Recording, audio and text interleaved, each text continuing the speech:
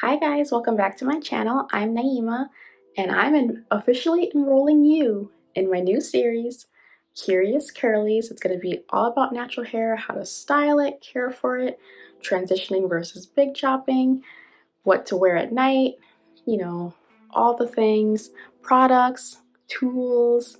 So I hope you'll watch and I hope it's informative and you like it. Thank you guys so much.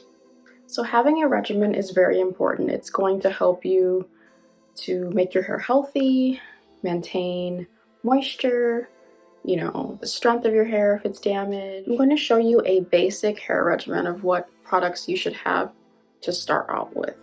So you want to have a cleanser. So I recommend shampooing your hair. This is a clarifying shampoo and this is a moisturizing shampoo. We'll get into the details of what different shampoos do in a different episode.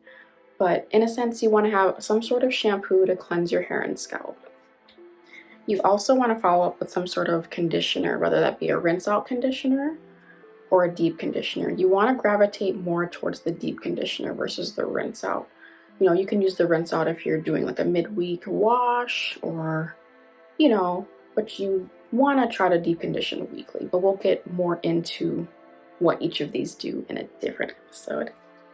All right, next you want to follow up with some sort of like moisturizer, leave-in conditioner to bring moisture back into your hair after you've washed it. So these are some leave-ins.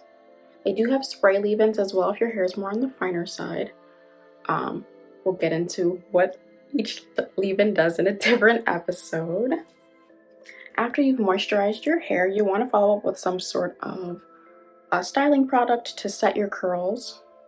There's cream leave-ins or cream stylers, and they also have gels, and there's also mousses.